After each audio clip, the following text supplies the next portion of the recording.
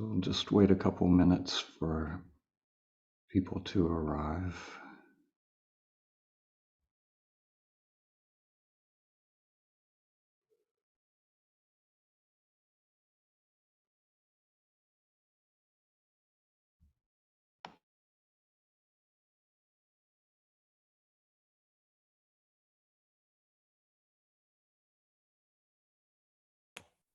Good morning, Dan.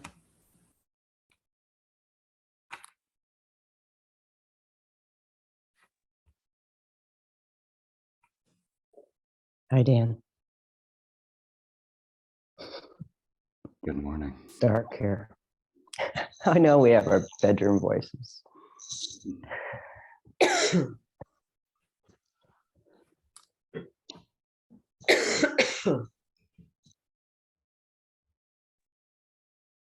Dan. Good morning.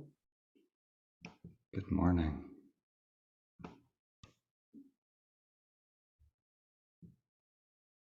Okay, so for this guided meditation, it's going to be partly guided meditation, partly a talk, but we can attune to our inner worlds, go into it as a meditation.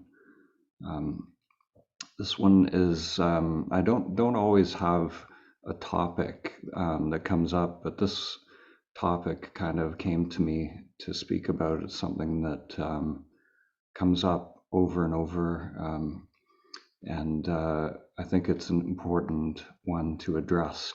So this one, I'm going to go into the matter of energy or prana, as well as speaking about the subtle levels of mind, or you could say higher mind, and how we relate to these things in meditation. So when speaking about inner energy, first, it's important to have the correct relationship to the words that are being said. So the correct relationship towards the information that's coming from me through the screen, coming through the thinking mind. So it's important that the information coming is not something to be received as a belief. It's not something to add to your conditioned body of knowledge or memory, but it's something to be explored or verified in your own inner experience. So I'm merely pointing with the words. The words themselves are not something to be attached to or something to be seen as true or false, because that's all on the level of mind. So I'm pointing beyond the mind to the energetic level or the pranic level in this talk. I'll also be speaking about the causal as well. So we have sort of, when we speak about energy, I'll place it in the context of the Trinity, what I'll call the Trinity. So we, in Christianity, they have the Father, Son, Holy Spirit. In the Eastern traditions, it's often the gross, the subtle, and the causal. So what I mean by those things is we have the absolute, the knowledge of our true nature. We have what is relative, which is this conditioned world. And then we have sort of intermediary between them, which you could call energy or spirit or prana. So when I say prana, I'm speaking about spirit, or that intermediary between the relative and absolute. You could also call it the animating principle. So in the ancient traditions, they say that prana animates or spirals akasha into form. So in this guided meditation, we're going to connect directly to that animating principle within us.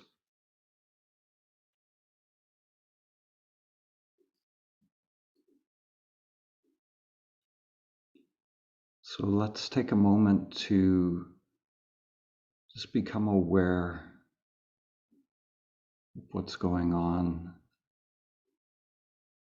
in the inner world and the external, what's happening around your physical body.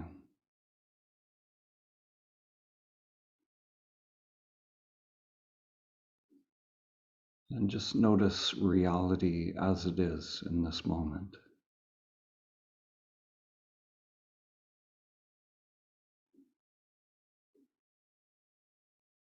So whatever is happening, if there's a sense that there's a body breathing, sensations,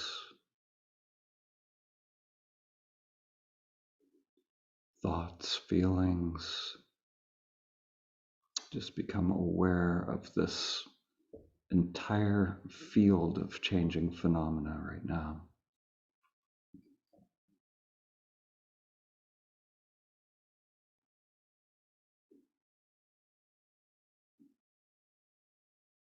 And become aware of who or what is observing that field of changing phenomena.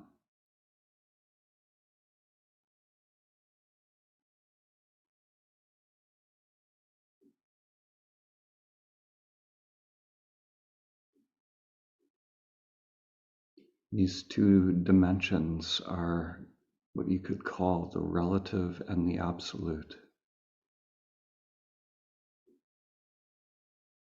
It's that which is changing, and there's that which is aware of what is changing.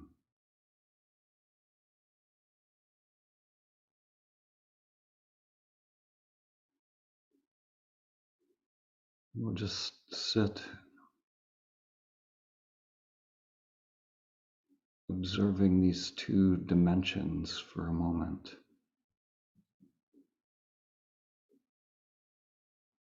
So aware of awareness itself,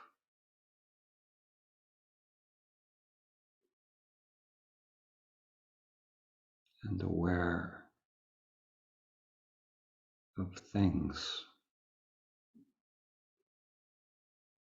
So awareness, and there's awareness of.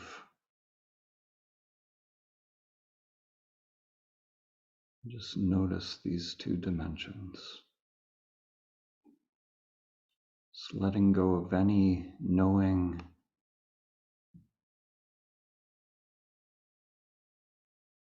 any doing,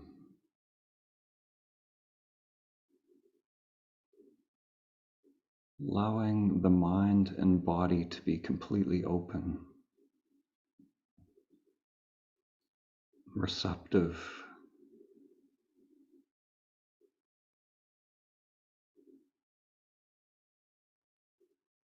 and just allow for the possibility of something new to come. If we're operating through the old conditioning, we're operating through what is known.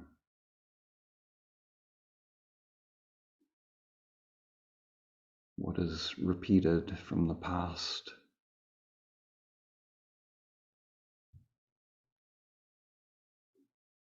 So let's see what it's like to be here and now without the past conditioning. without filtering through memory and thought.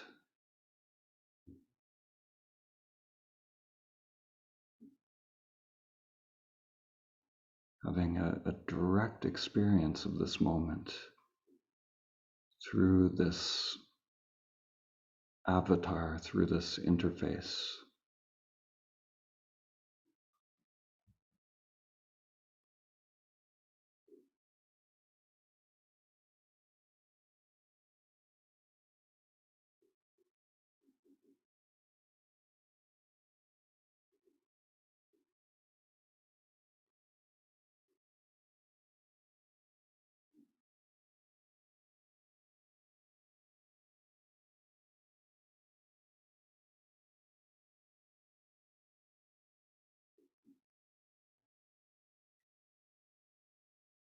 I'm going to use examples from different traditions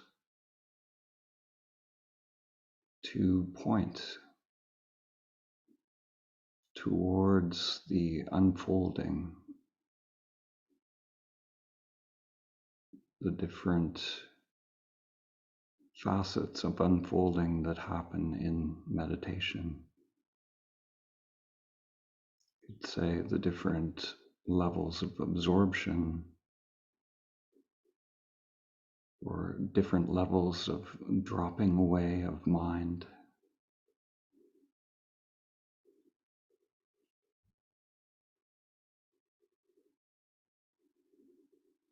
The jhanas or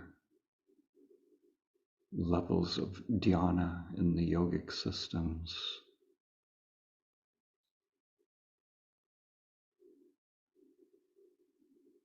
So with each level of dropping away of mind, there's something new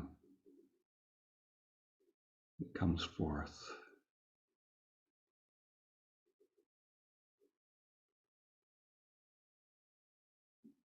It's important when speaking about energy or prana that we don't think we know with the conditioned mind what that is.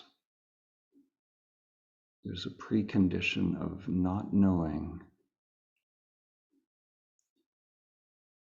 With each level of dropping away of mind, there's a different subtle energy that comes forth.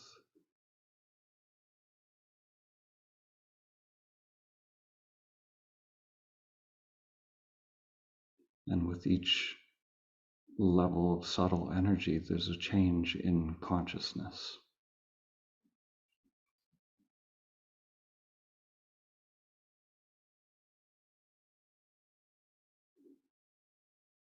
These changes are not something that can be known with the conditioned mind because they're dropping away of the levels of conditioned mind.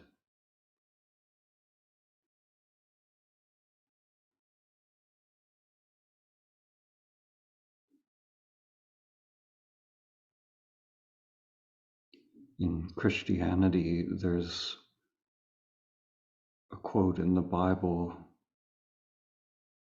about Jesus or by Jesus. He says, "Behold, I'm making all things new. Behold, I'm making all things new." What this means is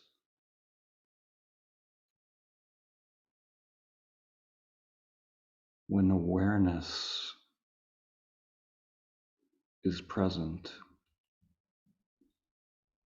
unmediated by the conditioned past,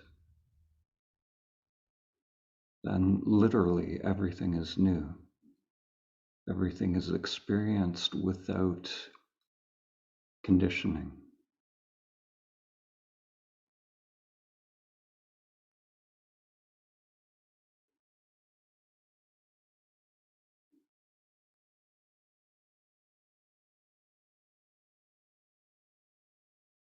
So how do we experience without conditioning? The mind that asks that question is the conditioned mind, the mind that wants to know how, the mind that only knows how to create memory and experience.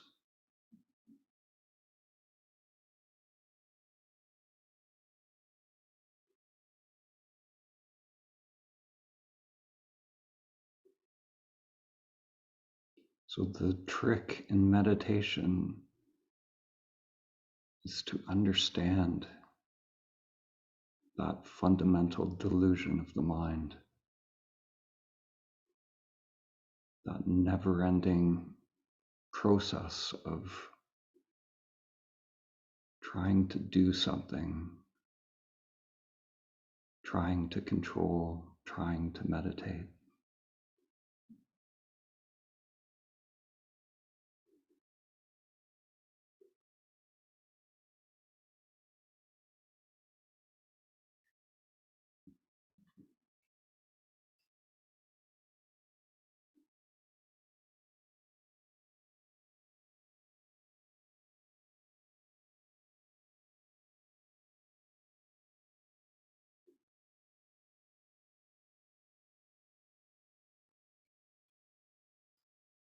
So there's nothing for the conditioned mind to do.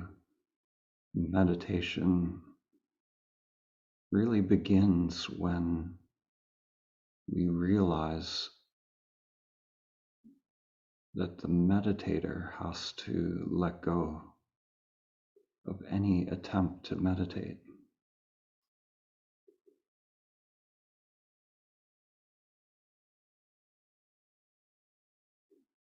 And what's left is a sort of spontaneous being, coming into being, the being that you always have been, that you always are.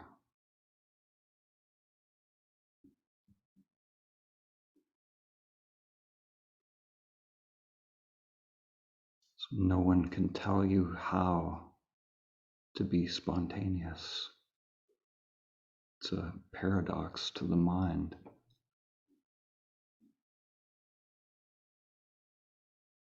We simply engage with this moment freely, without knowing, without expectation.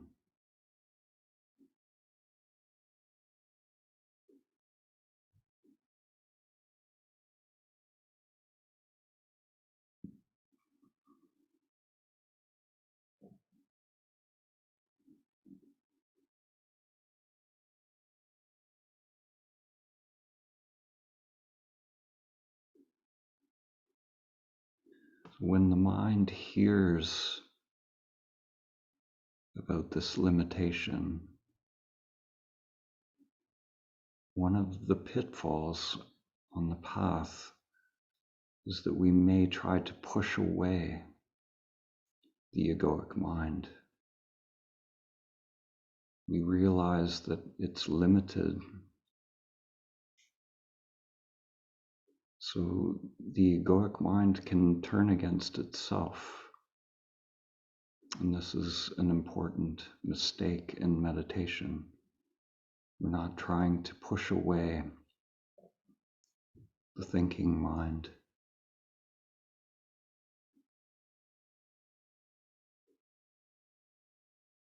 So if we feel that we need to get rid of something, we have an aversion to what is.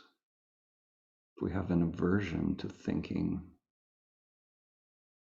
to this pathological thinking mind, then that's just one more thought. It's one more preference.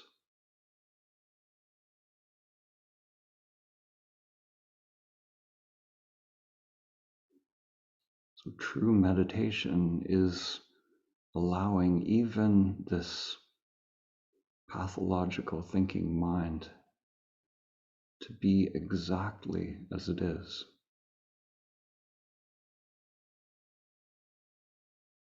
Because to deny it is actually to engage it.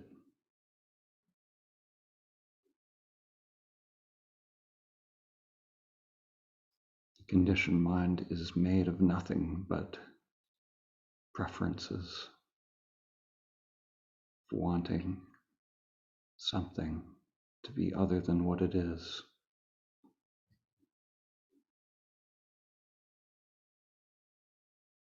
Wanting something to happen in the future, which is craving,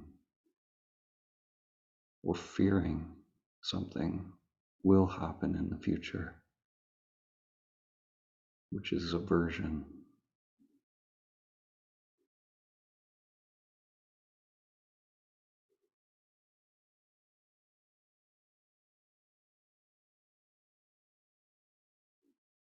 So the middle way is to not get caught in the thoughts and not to push away the thoughts.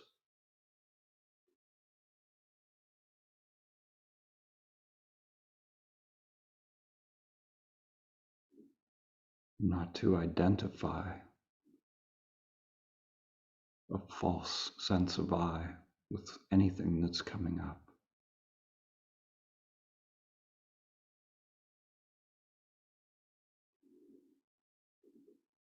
That identification happens when we have a preference.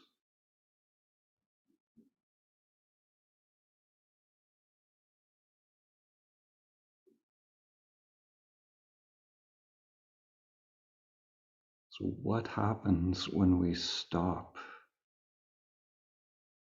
preferring one thing over another?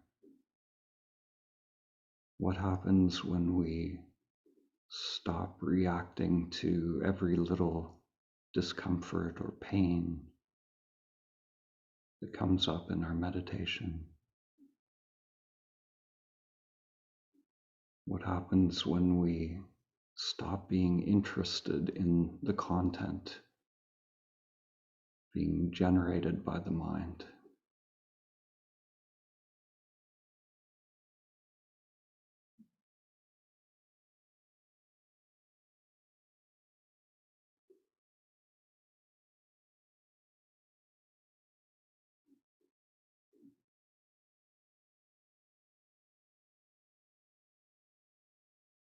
Instead of labeling sensations as good or bad, we allow all sensation to be as it is, with equanimity, without preference, without resistance.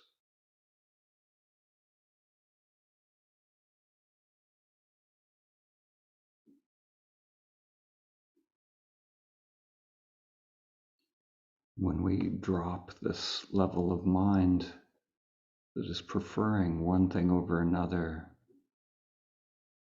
and the level of mind that is discriminating good or bad, then sensation takes on a different quality.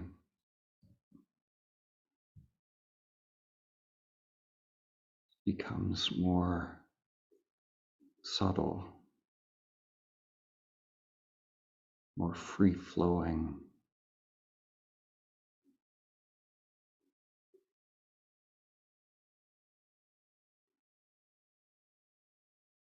And this is not something to believe or accept. This is something to observe directly.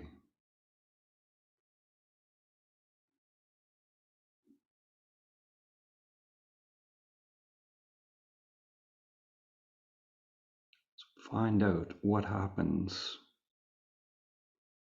when you give up all preferences and all labeling, all concepts.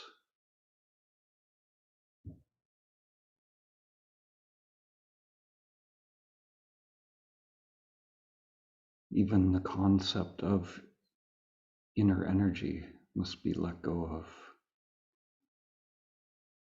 Energy is not a concept.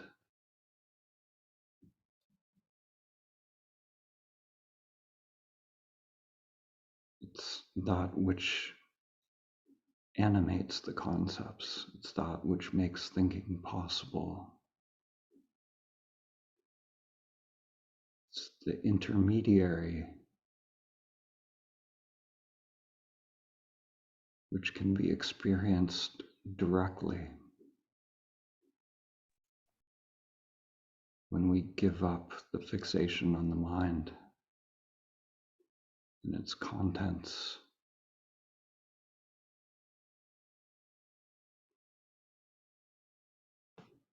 We allow this energy to circulate freely without controlling it, without any knowing of how it should flow. This energy has its own intelligence. It appears to have its own intelligence as it moves in the body.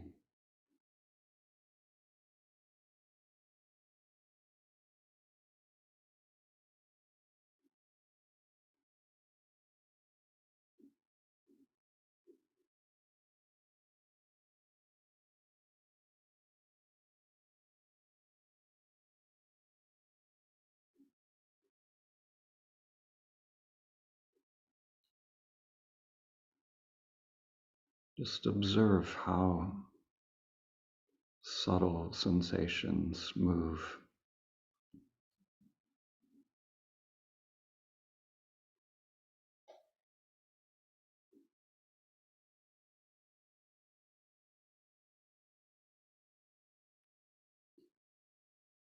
Notice, is it moving by its own intelligence?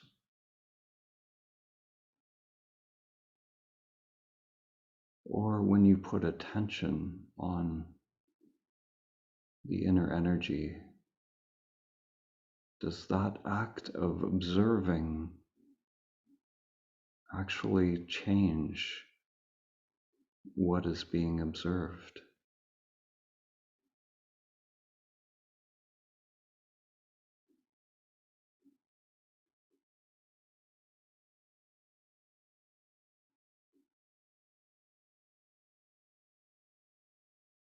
Is it possible that by observing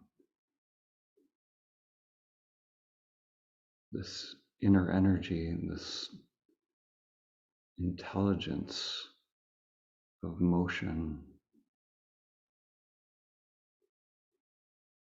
that somehow we integrate it simply by observing it?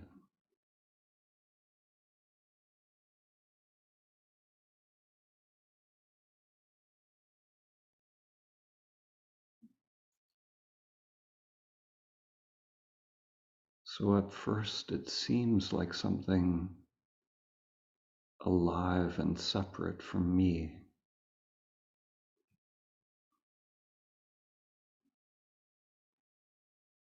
But as I continue to observe,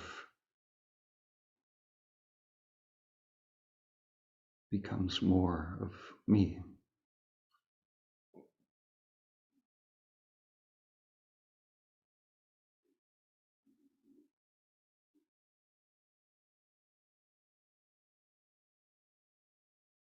Is there actually a separation between consciousness and the energy? Are they actually two things?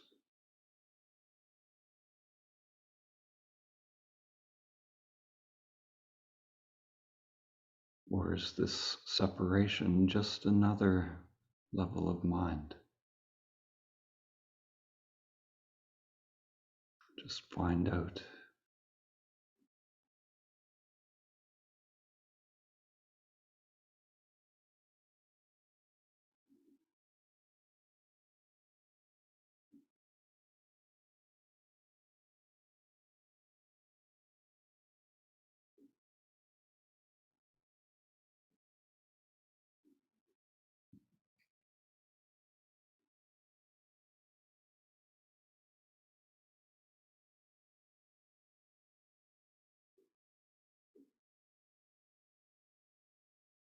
Is there a sense of an observer and something being observed, which we call energy?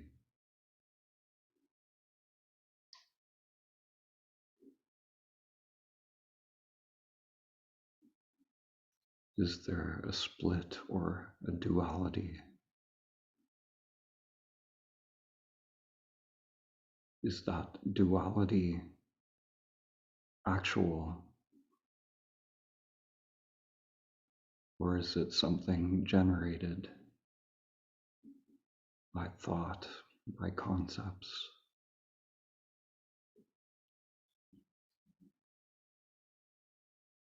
If we drop all concepts,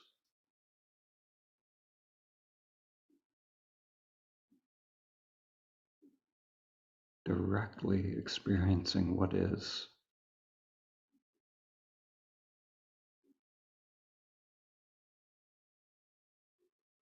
then where is this sense of I?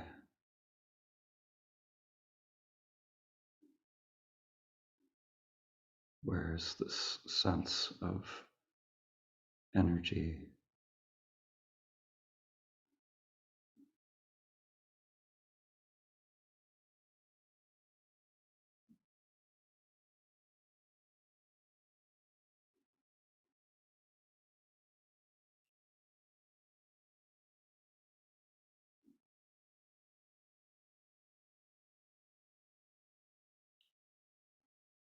Notice when subtle sensation or energy is allowed to flow freely.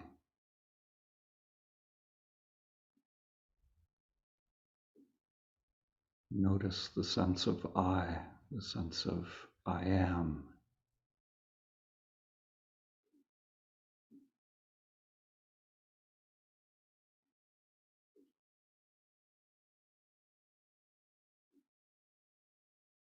Is it something separate?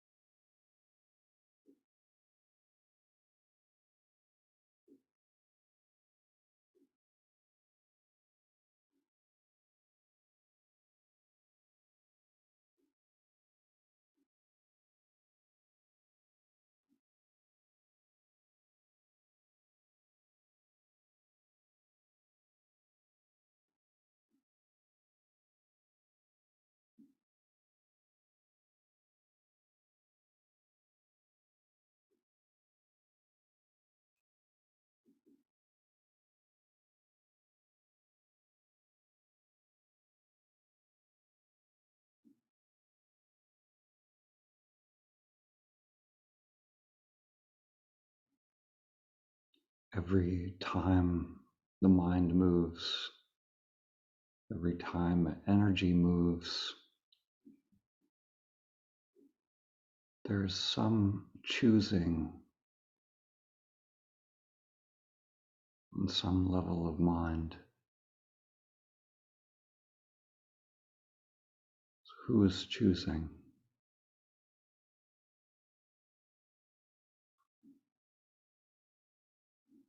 Just observe. Observe subtler and subtler levels of what is.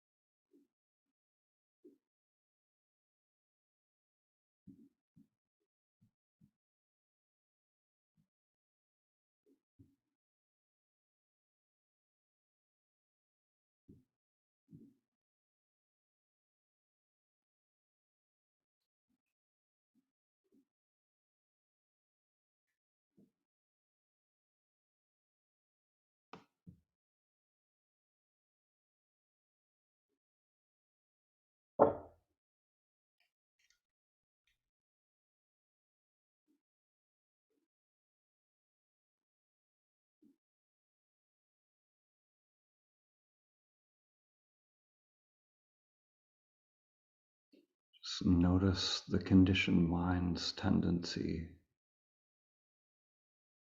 to want to know or control.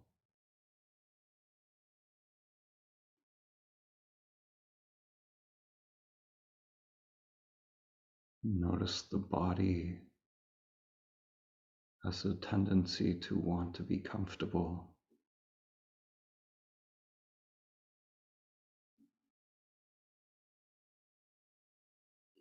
These tendencies can interrupt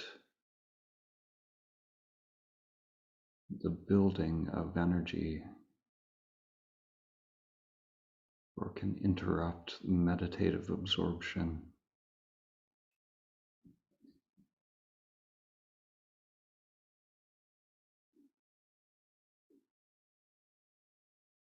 So there's nothing to do about these tendencies except notice them. Just be conscious.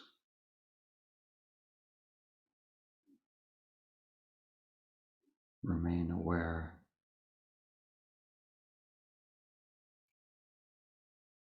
Remain present.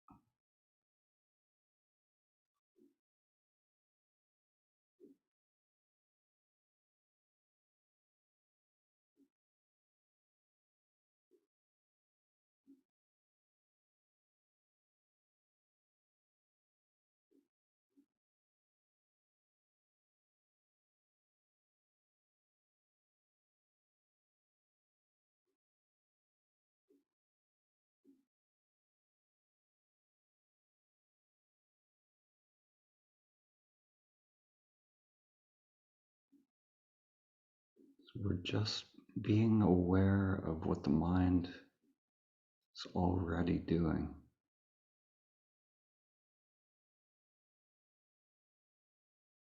Just being aware of what the inner energy is already doing.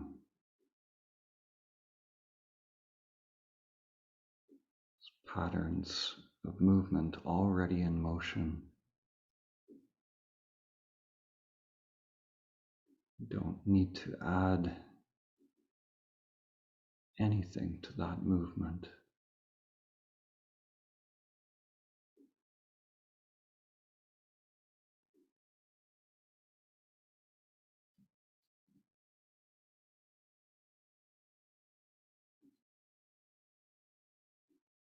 When we say be still and know, it's a recognition of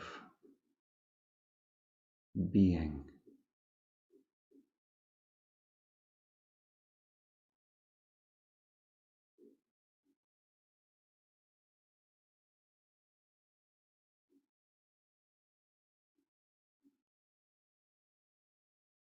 This recognition of what you are in this moment, beyond the movement of the mind.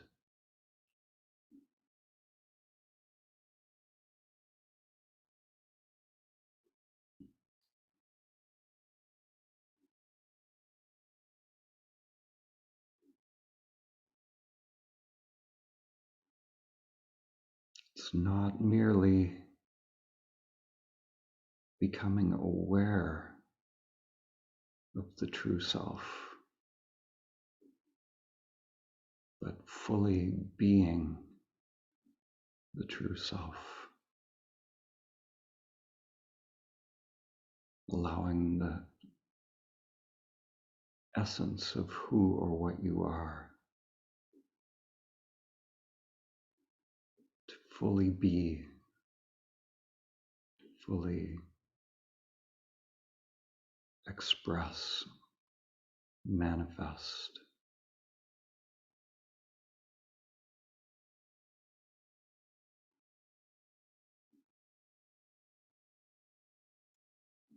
simple recognition is not it.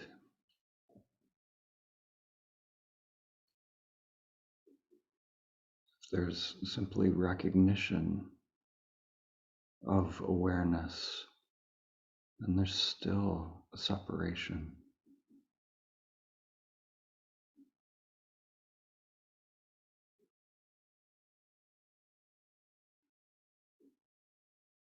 Even that separation has to be let go. The thinking we know what we are, what awareness is, what being is, all of these words or concepts can become prisons. We're coming into a true don't know mind, which is a free mind, flowing, alive, energized mind.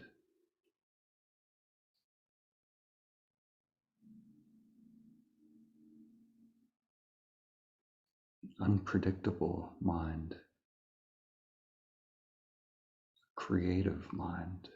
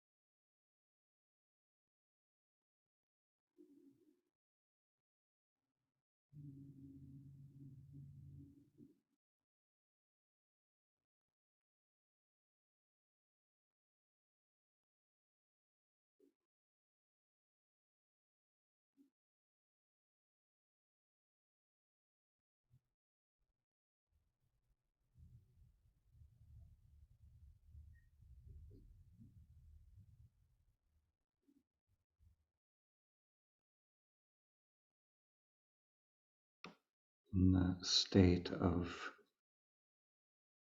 direct presence, the samadhi state, there's no choosing, and there's no non-choosing.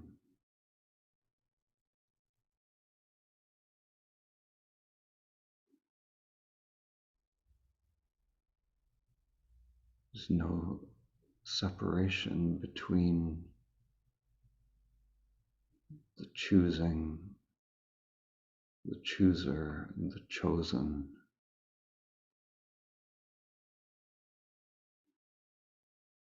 There's only direct contact with what is, with your true nature.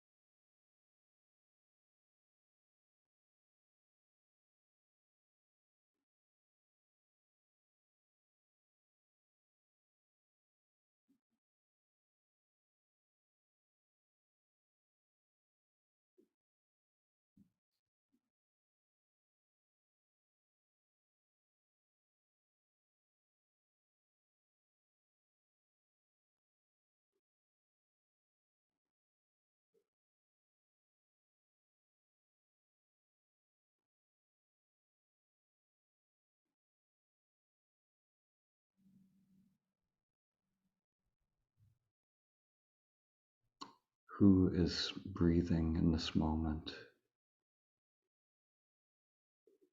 Who or what is breathing? Who or what is sensing?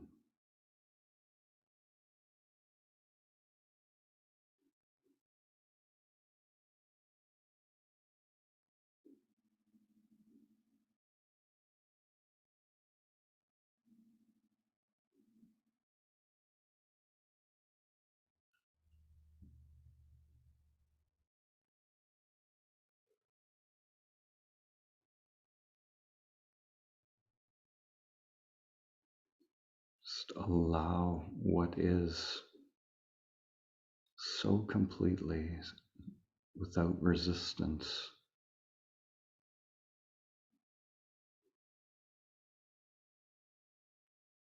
When all resistance is dropped and there's no separation.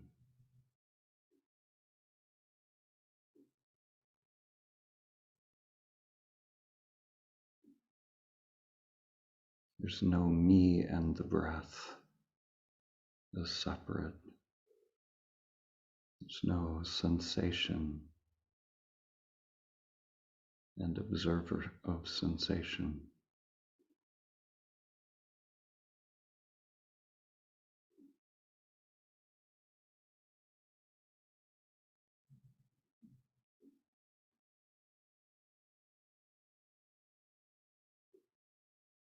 Who is sensing?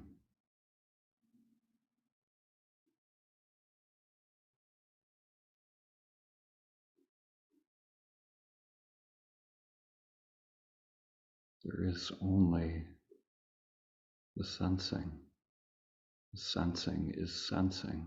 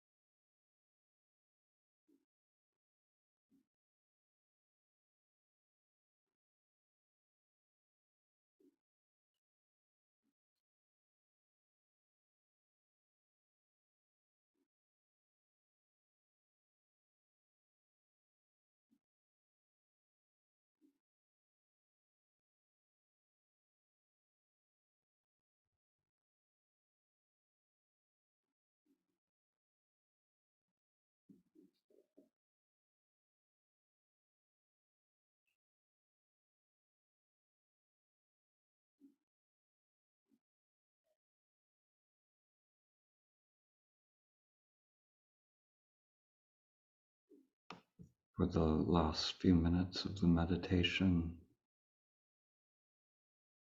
if your eyes are closed right now, I invite you to open them. Just observe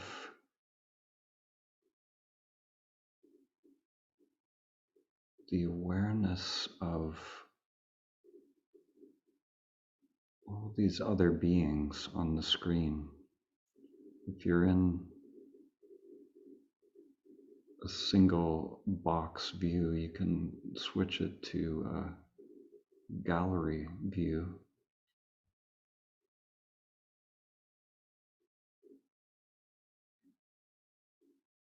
Just become aware of all of these points of consciousness coming through all of these avatars. on the screen.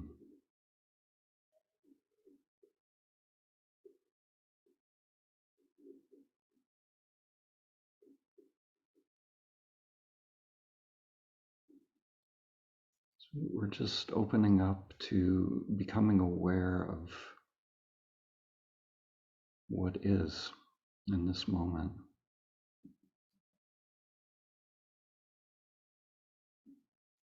All of these points of consciousness,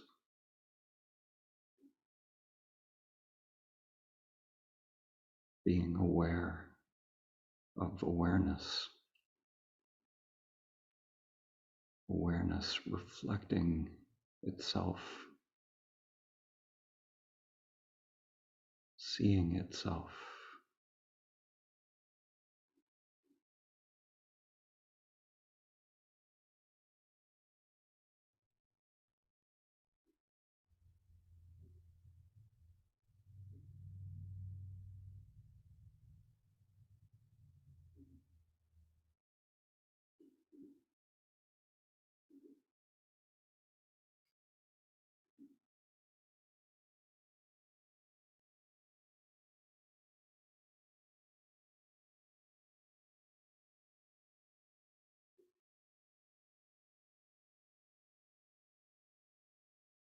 What happens when we are aware, thoughtlessly aware, without analyzing?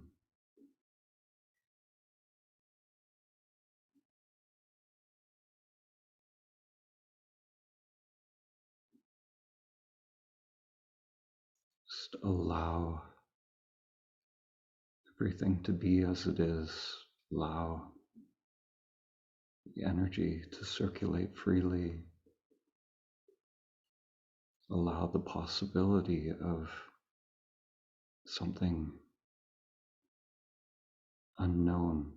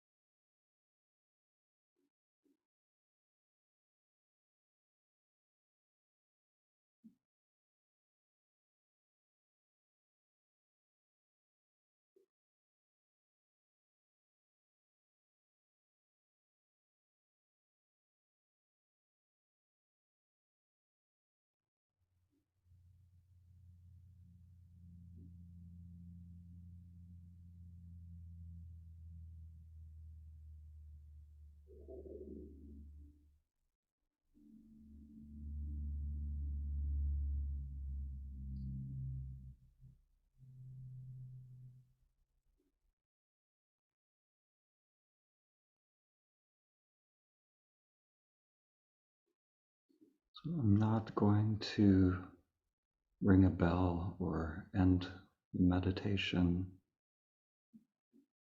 but we're going to move into the Q&A part of the call. So you can continue to remain aware, remain present. The meditation is not separate from life, so I won't end the meditation. So for those who haven't been here before, this is an opportunity for us to connect, to talk about our practice, anything that's coming up in our meditation practice or in life,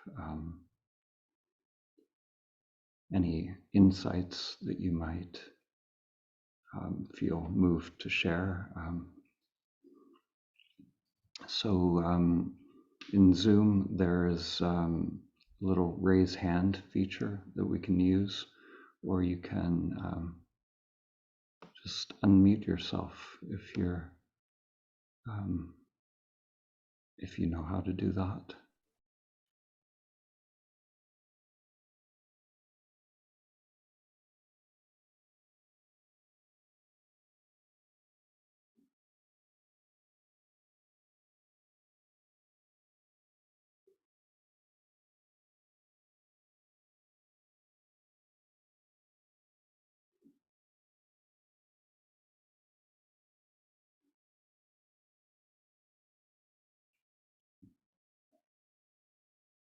It's nice, there's a stillness here. It's beautiful. No one seems inclined to speak. Hi, Dan. Oh, hi there. Hi, Jen. Hi. Hi. I just want to say that I don't know where that hour went. I've been meditating for years, but I've never had an experience like that where I don't know where I was and I don't know where that time went, but it was just a free flowing state of peace. I guess I can't say anything else about it. It was just Mm. absolutely, there's no words. Thank you. Beautiful. Thank you. Thank you for sharing that. Yeah, I felt the same. I felt it was, it was, there was no time in the last hour. Yeah. Yeah, it's interesting. Yeah. Yeah. Beautiful. Thank you. Yeah. Thanks, Janet.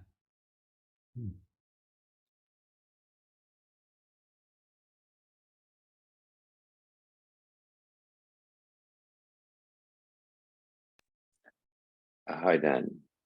Uh, Hi, it's Cam. Kamyar. Hi, Hi, good to see you. it's good seeing you. Sorry I was late, but it was just joining and all of a sudden experiencing the oneness. And when you started talking about sensing, just sensing, that was really profound. That just being able to sense without any involvement with it, any that choicelessness or that preference, just that presence, there was something magical about it. Mm. And it was total absence of any preference at that time. And it was really beautiful, even though I was late coming in, but I just, looks like I was just brought into it. It was really, truly magical. Thank you. Beautiful. Thank you. Yeah, it's you know, in the yogic tradition, they speak about you know, Sat Chit Ananda, which is this you know, falling into pure presence. Essentially, it's like the recognition of the truth of who we are in the moment, and when that truth is present, that choiceless presence is there, then it's bliss. It's bliss. But it's not a bliss, you know, of, it's not a, you know, a preference that within the little ego, you know, it's something blissful or something nice to attain, but it's something else. It's you know, that word bliss is just a word, but there's something profound that comes. And yeah, and you know, it's so important. I feel like if we can truly recognize when the mind gets involved and thinks it knows, because you know, there are these feelings and these unfoldings and these dimensions that are they have to be unknown, because if we know them, we're just recreating the past. Yeah. So yeah, so that's amazing that it's like you just showed up and dropped right into it. Yeah. It was wonderful. It was truly magical. Beautiful. Thank you. Yeah. It was the energy of the whole. It was the energy of the whole group that just brought me into it. Thank you, everybody. Yeah. Thank you, Kamir. Yeah, I felt the consciousness in the group. You know, at the end when I invited everyone to become aware of the consciousness in this group. You know, it is incredible when all of these beings come with the same intention, the same purpose. There's a power in this connection, in this consciousness, and you know, that same bliss, that Satchitananda. You know, another word for it is love. You know, to me, to be together in this consciousness is love. You know, to me, that's what love is. It's a not what we usually refer to as love, but a larger sense of love.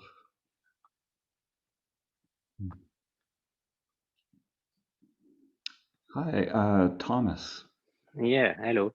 It's my first time with your group and it was very interesting.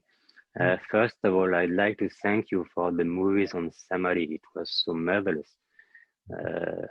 You've done a very great job. Sorry for my English. I speak French more than English, but I will do the best. Good.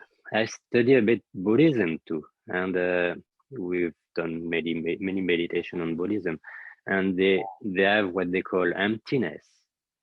And I guess emptiness is where we go when we let the thought move away by themselves. And it seems it's the place where emptiness for me in English is not a good, even in French is vacuity, and which means there is nothing. But in fact, it's not really the good word for that, because everything is there, all the energy is there. Before I was practicing Tai Chi too, and we work with energy on Tai Chi, and this energy we don't know where it comes from, but we are this energy. And meditating with your group this morning was very good too, because this energy is here for everybody, and everybody is the same energy. Even on the nature, when you go on the nature, everywhere, this energy is everywhere. So you're not separated from the other one. And there is a strange term in Buddhism, they speak about cold heart for love. And it was difficult to understand for me, because love, most of the time we speak of love because you are in love with somebody or something like this. But cold heart, I guess, it's universal love to everybody without any judgment. Mm. And this is interesting, because when you want to go on emptiness, this is only love without any judgment for everybody. So this is my message for today. Mm. And I'd like to thank you very much. That's beautiful. Thank you. And yeah, welcome to the group as well. This is amazing. That's a very profound insight.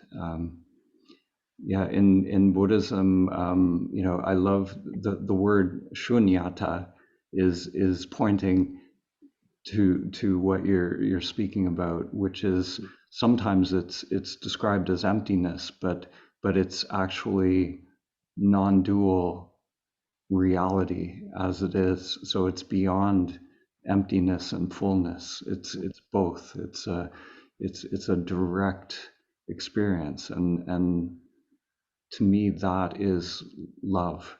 You know, there's no, you know, I think, like, for the heart to be empty, you know, or like you said, cold, or I don't know if cold is the right word, but you know, there's an emptiness, but because there's no self, there's no grasping, that it's everything at the same time, because there's no boundaries. So it's a, yeah, it's a beautiful word, shunyata. I feel like you know, that whatever that is being pointed to is it. That is the essence of the dropping away of, you know, the little me, the little conditioned self, and it's entering into that mystery. I guess it's getting rid of a duality too. Yeah.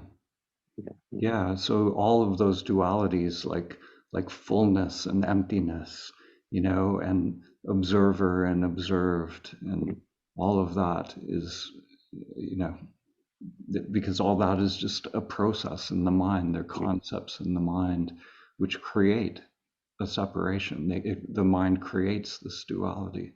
So when that drops away, what's left? I met a guy in Quebec. Right now he died, but it was an autist. Autist, we say that in English? Autism? Autism, yeah. Okay, and he was able to use energy to make electricity. What he said is, it's the war on your head, and you have to get rid of the war on your head if you want to do something like this. Amazing. And it's a very simple way of saying things. Yeah. So he figured it out. Yeah. Yeah. Amazing. Yeah. That's it. Yeah. It's, you know, there's this screen or veil, you know, that we're fixated on. It's like we're fixated on the screen, and if we come into the presence, you know, letting that awareness be single pointed, then yeah, it's like in the Christian tradition, there's a beautiful saying. It says, you know, if your eye be single, then the body is full of light. You know, it's very mysterious, like a very sort of esoteric aspect of Christianity, but to me, that's the truth that it points to. You know, when we're single pointed in our awareness, the body is full of light. Thank you very much Thank for you. your job. Thank you. Hi, Bruno. Hi, Dan. Hello. Hello, everybody. Thank you very much for your work. What you do is real important and wonderful.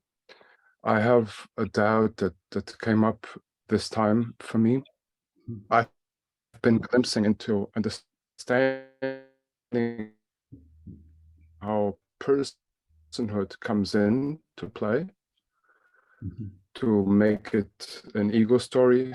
I'm not sure if my internet connection is stable enough for you to hear me. With pointer, that is, if you take into account the impermanence of things, I'm losing there is your, something that's not impermanent. And at the same time, I'm wondering if you can turn off just your video so that you just your audio comes through. Oh, I think we lost you. Okay, well, maybe he'll come back.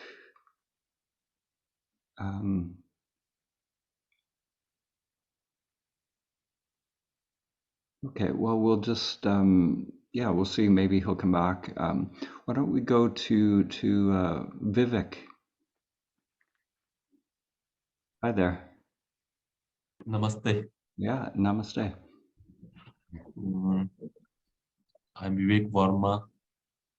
I was, from my childhood, I was right trying to. now unstable. I'm not has resumed He's typically or not, as it seems. Oh, it looks like Bruno is back. Oh.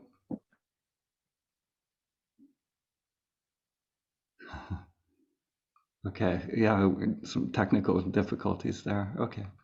Yeah, sorry, Vivek. We'll Yes, no, yes. it's okay. Mm-hmm. Since my childhood, I was trying to go for this side, means for this mindlessness. I can say I tried many times, but thereafter now I saw your movies, Awaken the World. Thank you for those movies. Really wonderful. Yes. And many times I came, but today this session, this I'm attending first time. Yeah. I I I think that this peace is a must for everyone. And once we are in peace, we can spread peace, and the whole world will be peaceful. Yeah. So it's not my aim, but uh, it's my it I need for my soul. Yeah. Yeah. Thank you. Beautiful. Let's Yeah, start. thank you. Thank you. Thank you for connecting. Yeah. Thank you. Mm-hmm. Thank you. Okay, I'll see. Is Bruno there? I don't see him.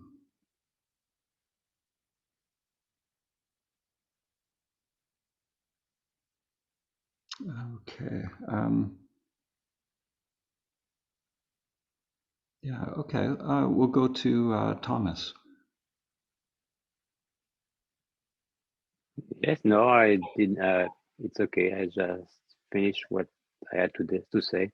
Okay. Okay, good. We can Yeah. speak if you want. Speak a bit more if you want about everything. But That's okay. I just saw you had your no, hand no, up. I have no question. Okay. No. Okay, great. JP, hi there. Hi. Hi, good to see you. It's amazing to be here again. Mhm. This could be more often than once a month.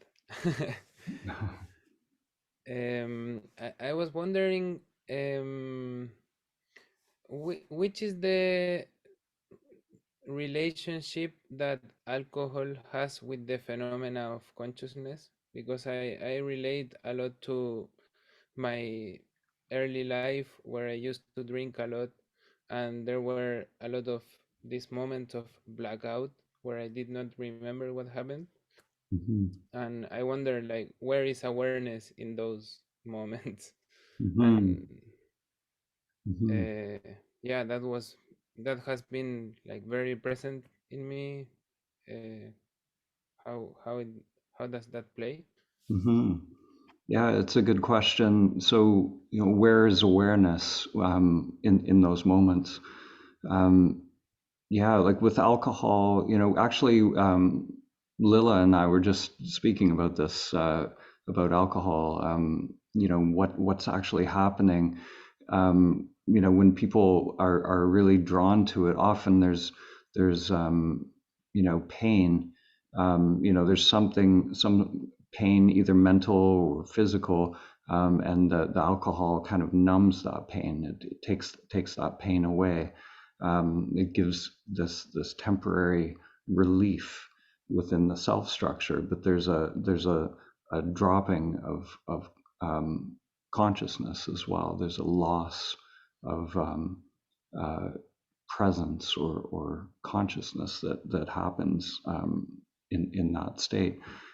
So like from the perspective of awareness, awareness is having that experience of the loss of consciousness. So there's a sense in which awareness is never lost, but it becomes obscured. So all of the changing consciousness, the changing states of consciousness, it's all happening within mind, within levels of mind. So this sense that we're present, we're here, or we're kind of lost, it's foggy, or even in deep sleep, there's this sense, when we go to bed, this sense that there's nothing, there's oblivion, or we disappear. All of these waking, dreaming, deep sleep, being under the influence of a drug or alcohol. This is all phenomena that's changing within the conditioned mind. But there's an awareness, the true awareness, which we are, the ground of being within which all of these states come and go. And that awareness, it can be awake to itself or not. When it's not awake to itself, then there are like these gaps where it seems like there's just like a disappearance. It's like when we go into deep sleep, it seems like we disappear. When that primordial awareness is awake to itself, there's a continuity through even deep sleep. So someone, a Buddha who drank a case of beer, it wouldn't matter for awareness. Awareness is perfect as it is. The mind would go through a change, the mind and body, but to awareness, there's no change. It's unaffected by anything within the phenomenal realm. So I would say, like, when it comes to drugs, alcohol, it's the conditioned self is seeking something in that. We were talking about one of the characters in the Dostoevsky novel, who said, they seek. There was this realization that it's actually suffering that is being sought at the bottom of the beer glass. It's like the this impulse to get this temporary relief is actually underneath it. There's this pain body, that is motivating the action, and it's actually bringing greater suffering, which is why going down that road ultimately will lead to suffering and destruction of the whole physical avatar. But from the perspective of awareness, it's all, this is the show, this is the play of Maya. So is that helpful at all, or does that make sense? Yeah, I mean, it's something that I have been dealing with as I deepen my relationship with alcohol, and I understand the role that it has played in my life. not from like avoiding it completely in my life, but like deepening the understanding of why it's present, and because of that, like integrate that pain that I was numbing because of its abuse. So yeah, thank you for your answer. Good. Thank you. Good to see you.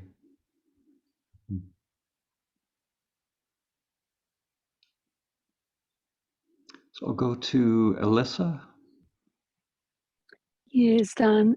First of all, I'm sorry that I cannot connect my camera. I got a problem with my internet this morning. I've been in and out of the session today, so I don't want to try to do something and something goes wrong.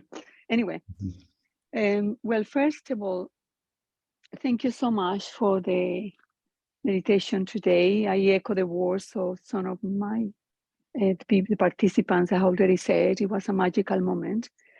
And the stillness that I felt when you were talking about, or where you were guiding us in this meditation. So thank you so much. All your meditations are so incredible. So thank you very much. I got a couple of really no questions, but thoughts regarding energy, and it's really curious because a couple of days I was sort of thinking about energy, universal energy, and the energetic centers of the body. And so when you started to talk today about energy, I thought, oh, what a coincidence! That's fantastic. So the first thought that I would like to have your views on that is that, and it was something that when I was in the meditation, and you were talking about energy, I was actually feeling the universal energy. So how this universal energy relate to the body energetic centers, for example, the chakras. And there was a thought during the meditation that I had that it's not really, because you were guiding us into, is this separated from your body, or is the mind who is creating the separation? And so some thoughts came into that moment, which I let go to continue my meditation. So what are your thoughts regarding that? And then I got another issue, but I don't know, maybe we can talk about this one first, please. So can you just like precisely repeat just the question again? Yeah, the question is really how the universal energy that we are in a total oneness with that relate to the body energetic points, centers that we got, chakras. So how they relate is just our mind which are making this separation. So my question to you, and when you speak about the chakras, how do you experience them? Like what is your direct, apart from, anything that you've read about them or the different traditions, but within your body, how do you experience those energy centers? Okay, I think that I have learned through meditation to actually connect with these chakras, and especially with the heart chakras. I feel actually sometimes when I am meditated and I concentrate or I connect with my heart chakra, so I can actually feel in my body a sort of, how can I describe that? It's a sort of expansion and contraction within my heart chakra. So this is one example that I can give you. Okay, and for the other chakras, do you feel, for example, a third eye or any other phenomena that you have direct experience of? Well, I think that the heart chakra is the one that I have perhaps concentrated more. I don't know why. Yeah. Okay. Now, with the third eye as well, I have had experiences with the third eye. Mhm. How this experience have actually sort of show is that it is something that, let me see if I can explain it. With the third eye, it has been perhaps a total unity with the universe. I have experienced this total oneness in which I have felt that I have had these points or this experience so vivid in which I'm not separating for anything. So I don't know if this is my eye chakra, yeah, but in total unity with everything. I feel part of the plants, part of the animals, part of the thing. Yeah, I don't feel separated from anything. And I have had, not very often I have had this experience. I wish I could actually have more, but it has happened to me. And in fact, it happened to me when I was starting to meditate. I have always thought that, oh, maybe I should be a very experienced meditator and I should, do this and do that. And when I started to meditate, quite surely, I started to have this experience. And I thought, oh, this is fantastic. I really don't need to be experiencing for meditating for 20 years in order to have this sort of experience. So I experienced that. So I think that was the most, because at that point, when I had these experiences, I was concentrated on my third eye chakra. So That's great. So you've had direct experiences yes, yes, of the heart of the third eye chakra. So like to answer your question, like to me, whatever these energy centers are and represent, it seems like there are almost like worlds of experience that can be had through through like this human vessel that we're inhabiting. Most people on the planet, if yeah, and I'd like to say, this whole idea of chakras, this is one lens with which we can look at the conditioned self. It's kind of a metaphor, but it's there are many different lenses or conceptual frameworks we can use to talk about this phenomena that unfolds within the avatar. But but for most people, if you could say, the lower chakras are sort of predominant, then we have kind of a mental and physical experience on the planet. That's kind of our interface is through and our experience is through the mental and physical. But as you could say the higher chakras come online or are directly experienced, there are just different dimensions. It's just different phenomena, more subtle phenomena, or possibilities of different experiences through this avatar. I would say it's important to stay, really not get too into, trying to create a map or a conceptual, concepts that lock us into some rigid belief system around this. I think it's great you're having a direct experiences of something different, a different experiences through this avatar. And the heart is like, if we go into what that is, a direct connection to the energy and to whatever phenomena can unfold through that center. It's a whole universe of phenomena that can unfold through that. The same with the third eye, or opening the crown chakra. It opens us up to just a richer experience of you know, to me, I love something that Aldous Huxley said. He talked about you know, the reducing valve of the mind. You know, so this avatar is like a, you know, a reducing valve, and you know, if we really reduce that universal energy down to its densest form, then we have a very dense physical experience. But there's a whole continuum of experience.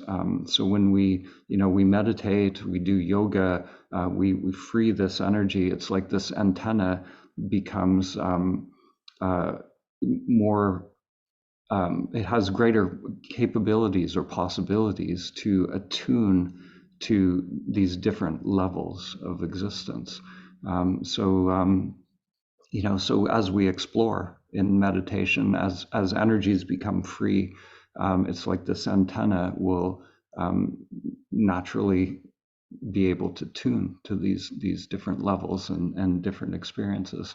And I think this is just a natural unfolding. It's like a byproduct of being present in meditation. These energies become free of the more gross, you know, mind body reduction of that universal energy into subtler levels. So. Yeah, yes, thank you so much. And especially, you know, you mentioned the thing in that it's so important not to box ourselves in these concepts. And today in the meditation, you were mentioning that, you know, energy is not a concept, it's an experience. And this was resonating to me so much. And because I don't know, perhaps sometimes in the past that I have spoken to you in these guided meditations, I have said to you that very often I question my mind a lot, because I don't know if sometimes it's my mind which is creating that, which is creating me believe that. And today in the meditation, I actually felt, which was a universal energy. I was not concentrated on anything of chakras and nothing like that. And then I think that my experience was much more sublime, if I can call it in that way. And so I think that perhaps these concepts of chakras, I should have just forget about that. Good, perfect.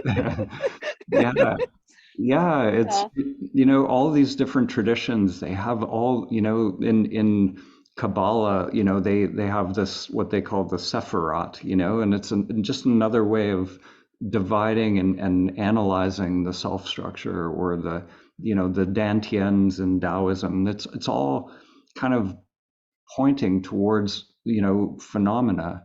But I think it's great to let go of the concepts and you know, have that direct experience. You know, for you, what is it, you know, that unfolds in the meditation, and it's that direct experience and connection that is valuable. And yeah, the concepts can be you know, limiting, and we can, you know, if I think, you know, oh, I have to clear a blockage in my throat chakra or whatever, and you know, I have some concept and thing that my mind is doing, you know, of course I may create that experience for myself, I may create that reality, but if I let go of that concept, yeah, anything can happen, you know, that, like you said, you know, a more subtle, you know, universal energy, when we really get these layers of mind out of the way, then you know, there's this intelligence and this unfolding that can happen. And we really box ourselves in and limit ourselves if we're trying to work through some conceptual framework, and we believe that is, you know, what has to unfold, or that, you know, have to awaken this chakra or do this or do that. You know, that's the ego is manipulating the energy in that case, because of a belief system. So Yeah, absolutely. And then I think that this lead to my second observation, and I would like to have your opinion, because about this energetic level, energetic, experience. I let's see, how can I explain myself? I have felt that I actually can perceive the energy of people. I can perceive the energy. Is very strong. I can perceive the energies of humans very strong, and I can perceive the energies of people even who are not in this, who have just left this dimension. So I just want to know your opinion about that, because I always question my mind. Is my mind who is tricking me in believing that, or is not? So, what is your opinion on that? Well, yeah, I don't know if I have an opinion, but Oh, sorry, opinion, no, your feeling. but yeah, like to me, there are as we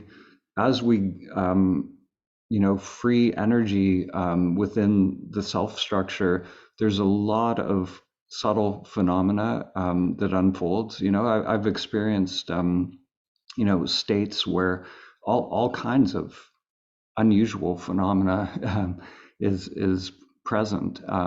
So I think like the path of really of being able to evolve on the path, we don't want to push away any phenomena or judge it as being good or bad. If that's your direct experience, then that's what it is, right? So we don't want to push away or shut down any energy, but at the same time we don't want to turn it into a concept or something that the ego can get its hooks into, to cultivate a spiritual persona around this, where we say, oh, I can see auras and I'm this spiritual being and all of that.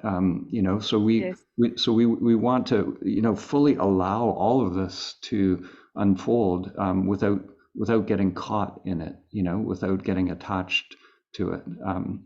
Because a lot of in the yogic tradition, it's very well known that there are these cities which unfold on the path, which are they're like almost like powers, or like intuitions, or sometimes the ability to move energy, to move healing energy through the body. All this kind of stuff can unfold, and it can be it can be a very big diversion on the path if the ego really gets interested in it and takes ownership of it, and it can be a whole life experience. We can really go down that rabbit hole with it, and it can take us off of the path of awakening, and the unfolding of these different levels, because as soon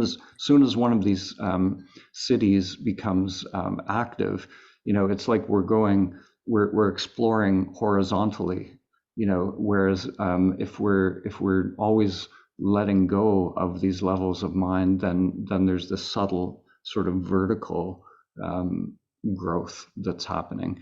And and it is I see this avatar, it is like growing a tree almost, or growing a plant. Sometimes that horizontal growth is necessary, for branching is important for a tree, or or for the strength of an antenna. Sometimes we do need to explore these things a bit, but if we go too much into it, then we can stunt the growth, the upward growth, and that development process.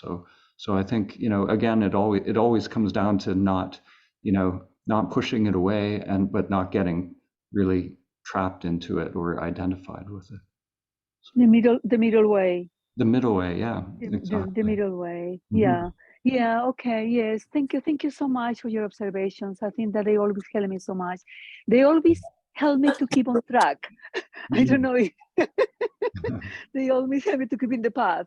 And I mean, since I started to deepen into self-inquiry with you, which I have found incredibly useful in my growth, in my path, in my awakening.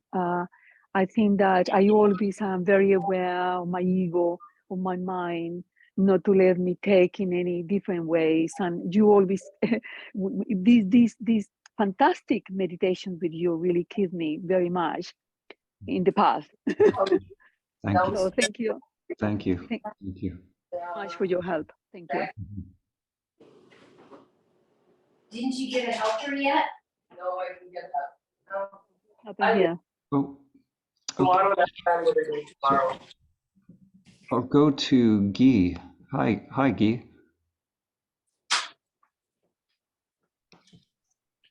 Hello. I just had a question, a technical question, I guess, or whatever, is around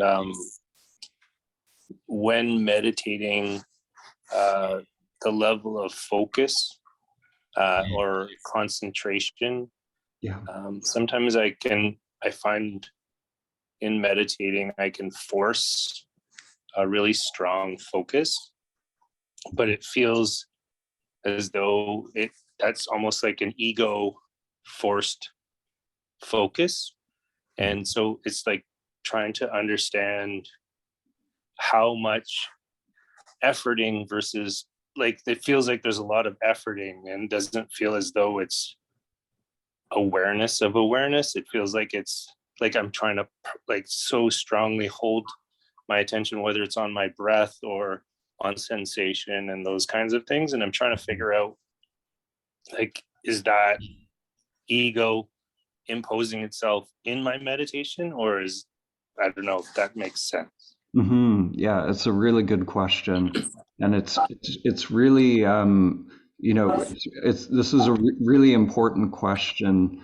When it comes to actual meditation practices, there are a lot of meditation systems such as the Vipassana system or Buddhist systems where I'm just gonna mute people here. For some reason there's How old did she turn? sounds coming through here. Okay, so in the Buddhist system, concentration and equanimity are really the two things that we're cultivating in meditation. So these concentration practices where we're kind of focused on a meditation object, the mind wanders. We bring the mind back to the meditation object. There's a doing in those processes. There's an effort, and it's an effort of the mind, of the conditioned mind. All of these techniques, any technique that we learn is part of the conditioned mind.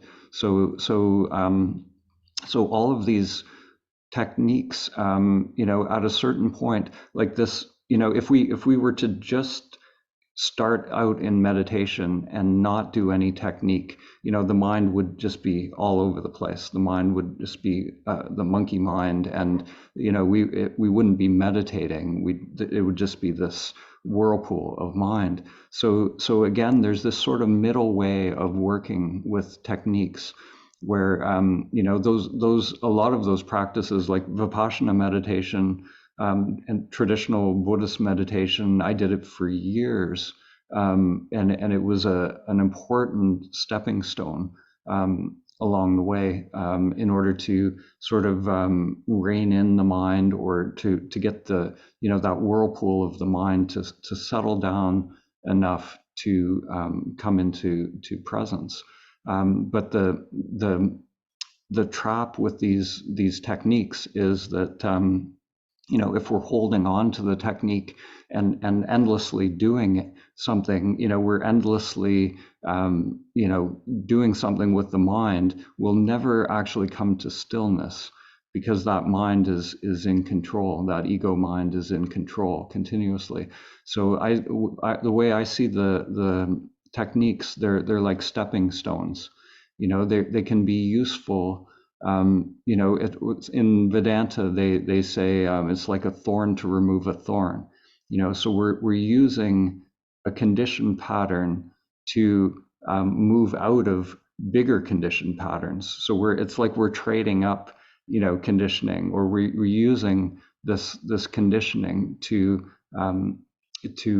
quiet a larger pattern within the conditioned mind.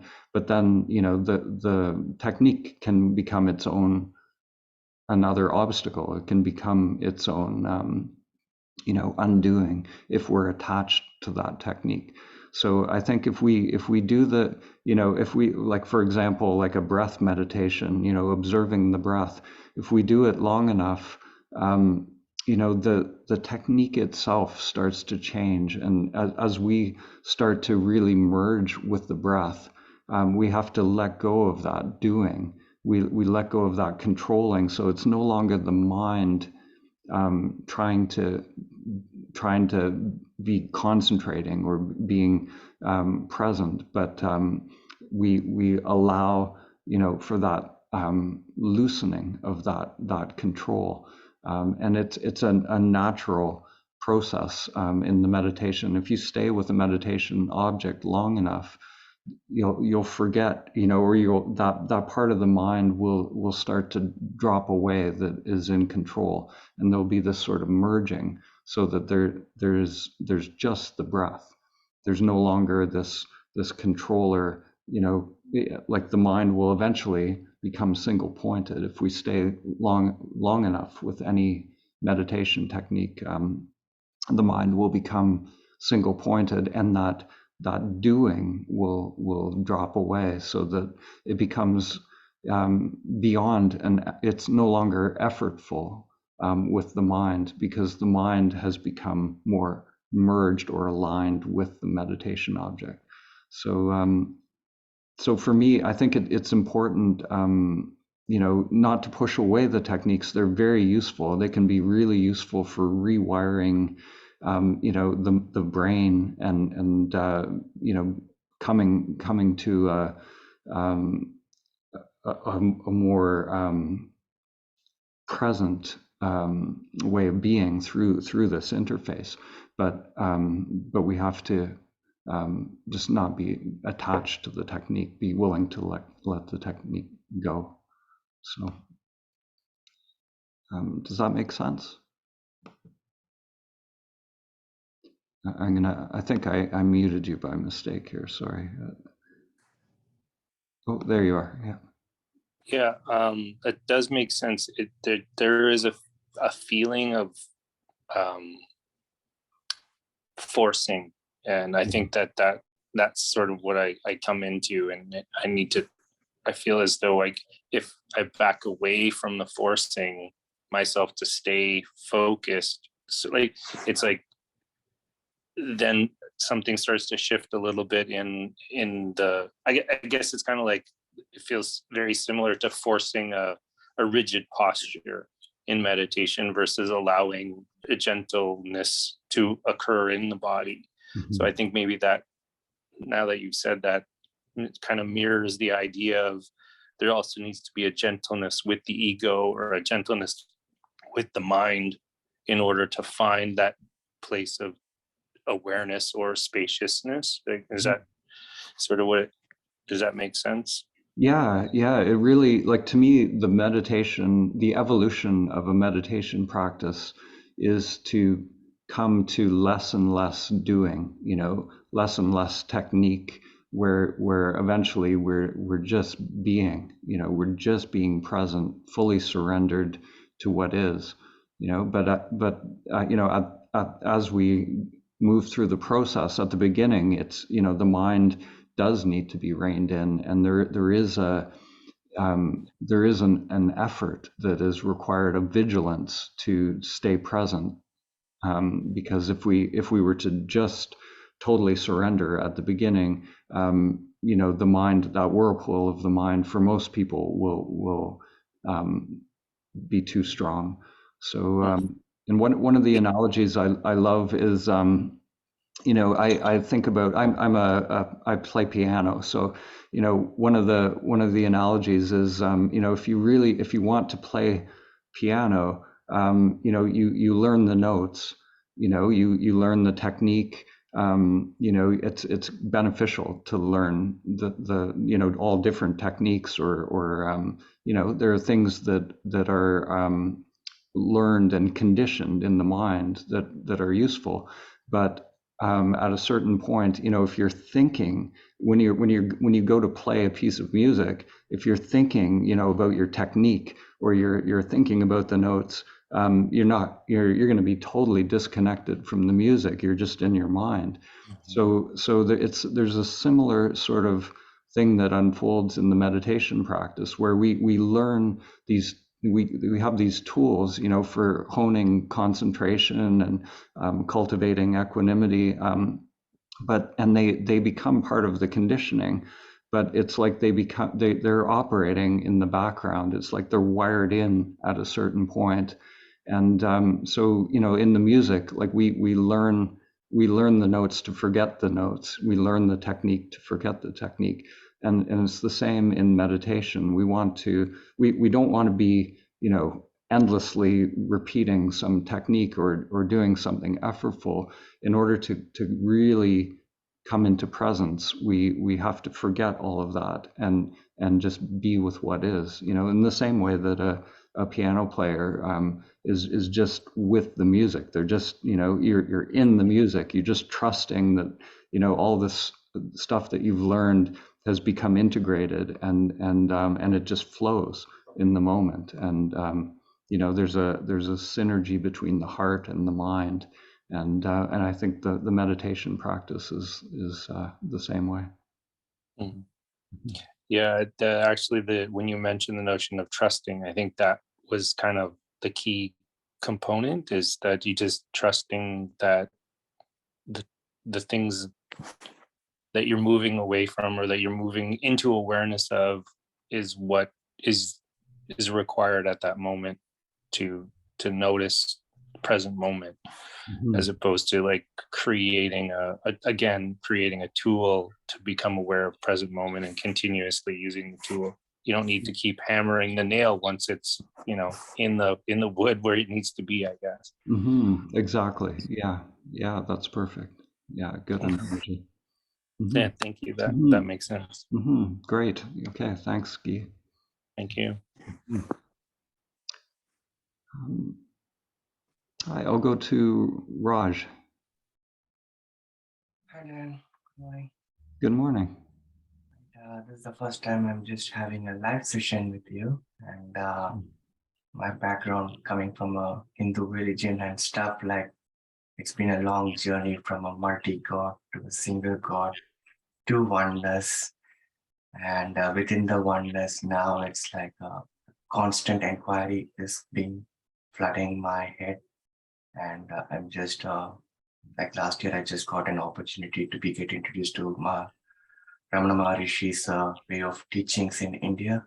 Wonderful. And that's the one that's keep continuing, and at this point, the questions are rising in me like so crazy on the oneness side of the things, like what is consciousness versus what is a collective consciousness? Is Dan my invention, who is coming and explaining myself to see, like, to put me on track? So things like that is what is being manifesting, and I'm just questioning myself to see why is this a self-realized peoples, or like coming back to this materialistic form?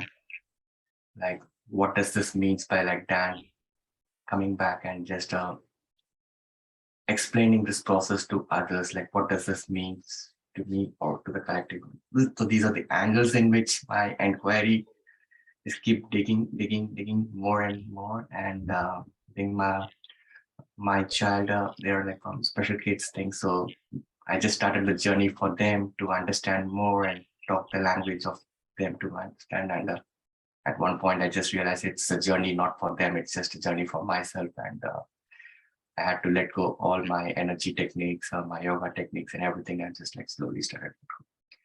And I'm coming for the 3-day thing on the November thing. So Samadhi Center. Oh, wonderful, wonderful. Yeah, that's great. And Yeah. everything I just wanted to make sure is like not coming from the scriptures or not coming from this, truly from myself. Mm-hmm. Just to know the answers or to go after the ultimate truth. Wonderful, wonderful. Yeah, at that retreat, we'll be going.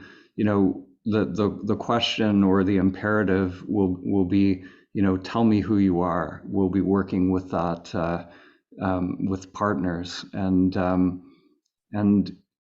yeah, the question. It seems like a question, you know, but it's actually, you know, an imperative. We don't actually get an answer that will ever satisfy the little mind. You know, the little mind wants to know, you know, what is consciousness? What is all, you know, all of these things. But there's this stripping away that happens where the little mind will eventually give up that questioning. It'll eventually realize, you know, it knows nothing, you know, it can't know what is beyond itself. You know, what Ramana Maharshi and the great masters, you know, speak about is beyond the conditioned mind's knowing.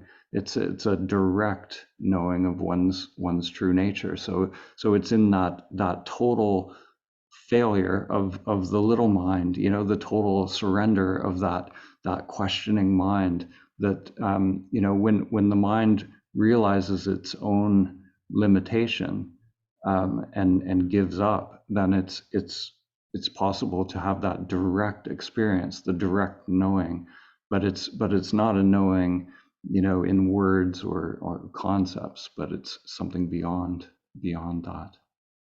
Okay, all right. I'll just meet you there.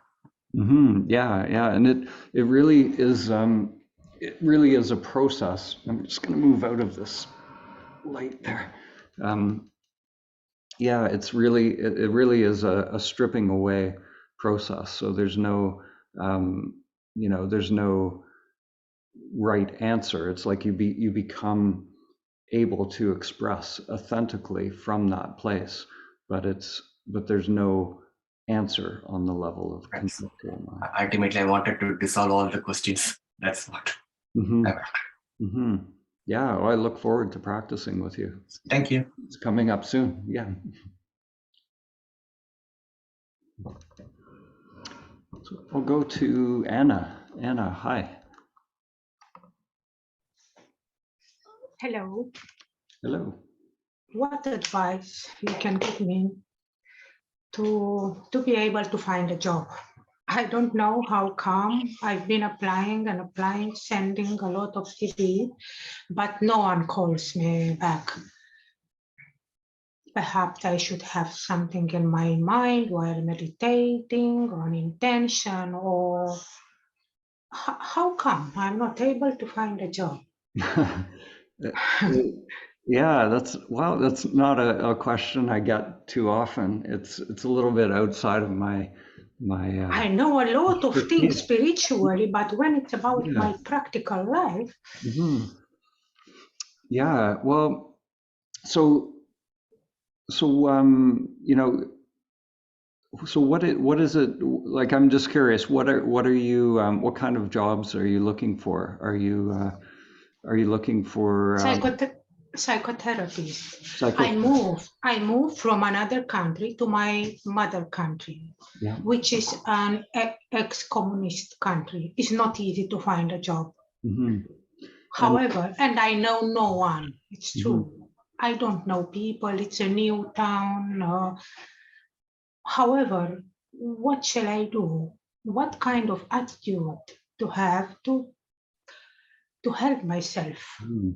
So for psychotherapy, like, are you like, do you feel like that's what your heart really wants to do? That's like you're really drawn to it. Yeah. So you love. I love people. I love doing therapy. Yeah.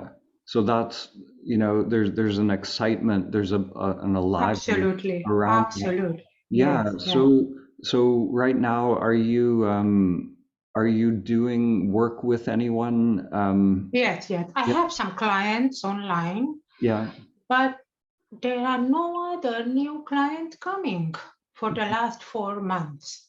Mm-hmm. And I am a bit worried and applying CVs and advertising myself, but no one is calling. And Mm-hmm. Yeah, when it comes to these kinds of things in life, like for me, I have a trust that life is happening for me, like that whatever is unfolding is exactly what needs to be unfolding, because it is unfolding. So so like with my own, I'll give you my own life as an example, like with the meditation center here, what's happening in my life. Like I find I'm, I just kind of feel the let me just move this here. Yeah. So I just feel whether there's an energy that is, to me, the energy is kind of my inner compass, my aliveness of what's happening. It's kind of like what Joseph Campbell talked about. He said, follow your bliss, so you in any particular moment, it's like, where does that energy want to go? What is that bliss? And then we follow that, just like a little kid follows their impulse to play or to do something, but we do it without expectation of anything happening in the external world, because the external is like a reflection. It's like a delayed mirror of our own, whatever is inside of us. So so it can be a useful kind of diagnostic or feedback mechanism to see what is inside of us. But for me, if I, like with the meditation center or with whatever is happening, I just have to be attuned to how that energy is flowing and what's happening. So so sometimes in my mind it's like, oh, this retreat isn't filling up, or this, things aren't happening. I want to make it happen. I want to, but that I have to catch that part of my mind, having an expectation that things, as long as I am, really authentically responding and following that inner energy and that inner bliss, then whatever unfolds from that is what has to unfold. So so my preferences about what unfolds, I have to watch that I'm not trying to, I have some concept about how things should be, rather than allowing what is meant to unfold, because there could be things that will unfold. I actually had a point where I let go of the meditation center. I was going to sell it completely. I felt the energy kind of died out around it. I wasn't excited about meditation retreats anymore, and I had to let it go completely. I was at the point of selling it. I actually had a buyer for it, and I completely let go of it. And then by letting go of it, I had space in my life to something new came. It was like the meditation center got reborn again out of that letting go. And if I had just tried to make it happen, or I had some idea of what I wanted, it would have never unfolded the way it did. So so to me, it is a bit of a paradox. When we truly let go of our control over something, then it's free to evolve and transform in the way that it's meant to.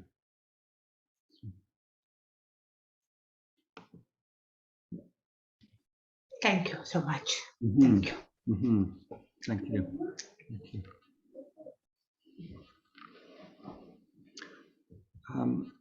Go to Brenda.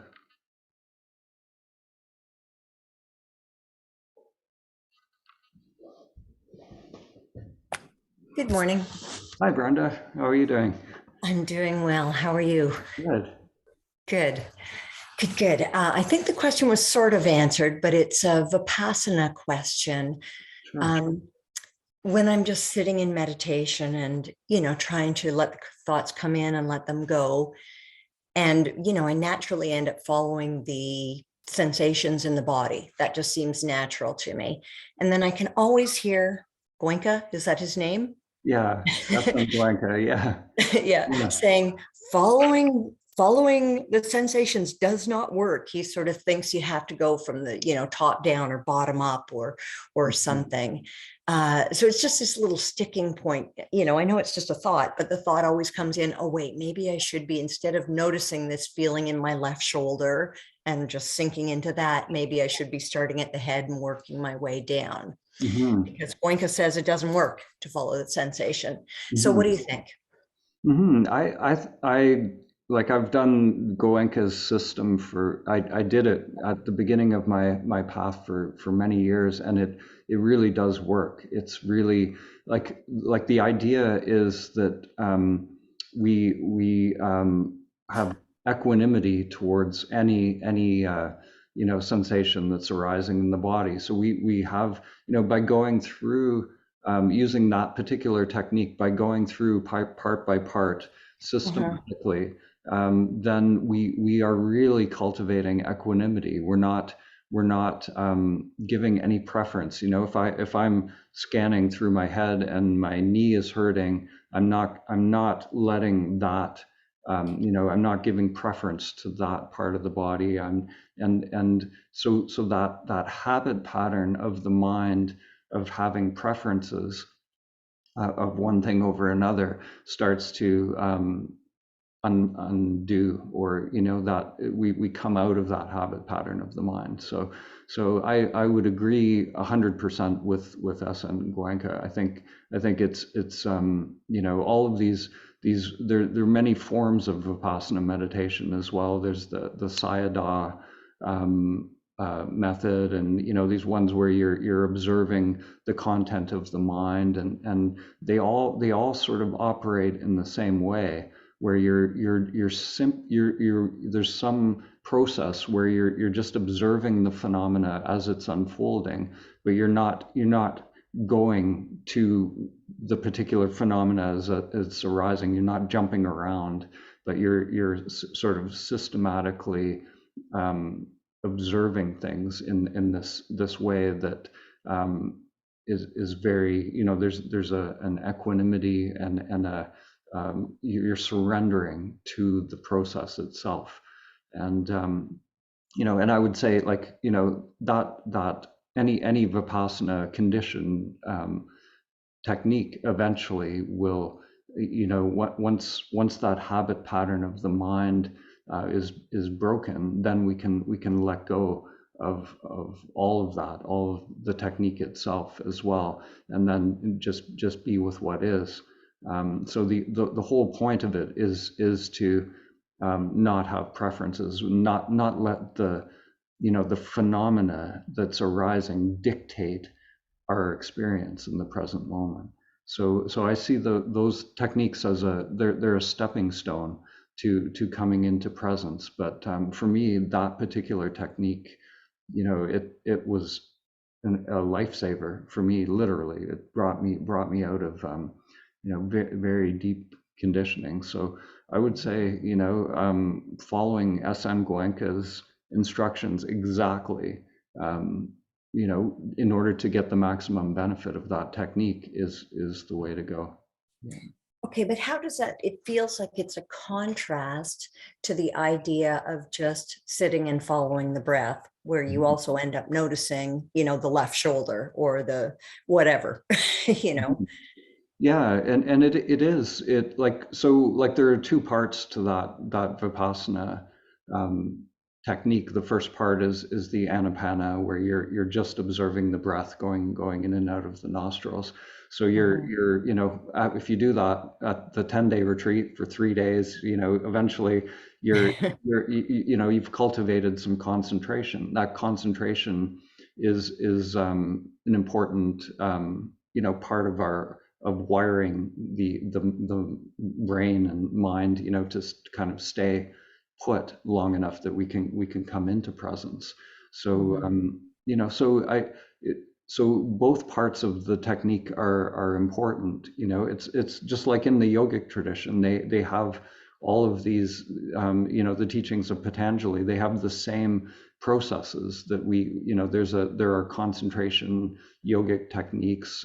There's dharana and dhyana, and essentially, it's concentration and equanimity. It's the same as in Vipassana, and it's like Goenka says, these are like two wings of a bird. That you're always surrendering, always being present with what is, single pointedly, and this is how we free the energy from these habit patterns of the mind, the samskaras that he's always talking about. The deeper conditioning can come up, and so we get these feelings and emotions, or sometimes pains in the body. All of these samskaras start to come up, and as long as we're not reacting to them, then we free that energy from those levels, and there's this purification process that happens. I guess I'm still find it sticky, because there's you said it earlier, and I won't be able to say it exactly, but something like anytime you're doing any technique, the ego is still involved. Yeah. So of late, I've just been trying to do no technique, and just, oh, here's a thought, and oops, I'm on it. Back to the breathing. Oh, back to the breathing. Over and over.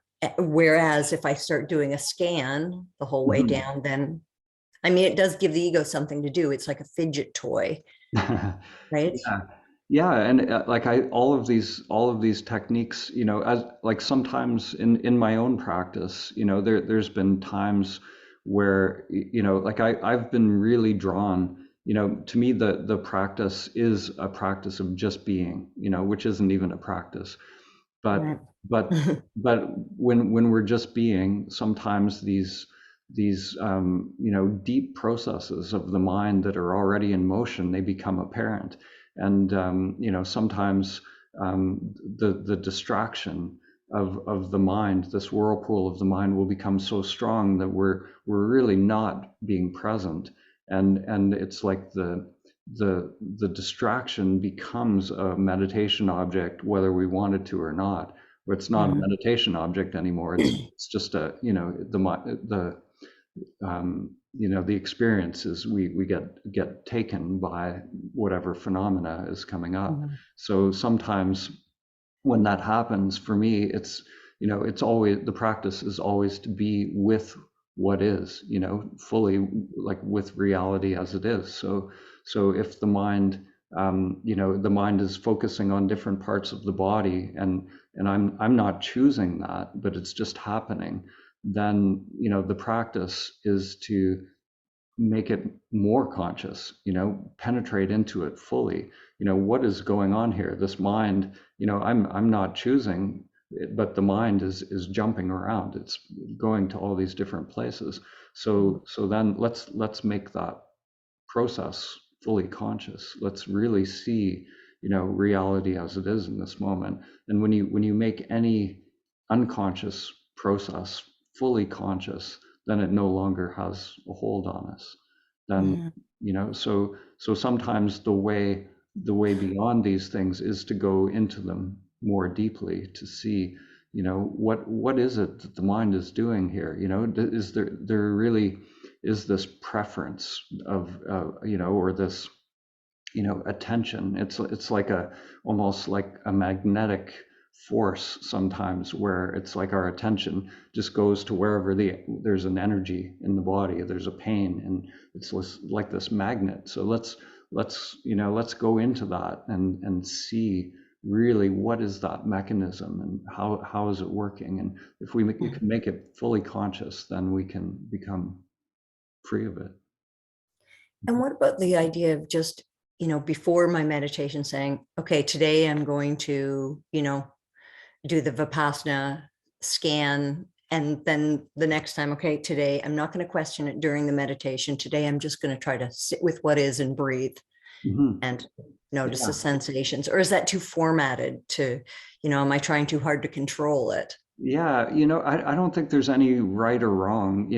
I think I think we'll naturally, if we're really honest with ourselves, sometimes the mind, we'll say, okay, I'm going to do a body scan, but then after 10 minutes, it's like it doesn't feel comfortable, or we're not, so I think there's a real benefit to saying, okay, I'm going to do this for an hour. I'm gonna really sit with this technique, go all the way with it for an hour, or for a long period of time. Yeah, because I think there's a real benefit to that, and also but we don't want to be too rigid around it as well, because once we establish a connection, a true energetic connection to a higher level of self, then sometimes we can be given instructions, or it's like you connect to the source and you're being given an instruction, or there's a deeper level of knowing where it can be beneficial to let go of these techniques. So again, I think there's like a middle way of like really going for it with the technique, but at the same time, just being truly honest with ourselves about what the value is, or what we're doing in the particular moment, whether we're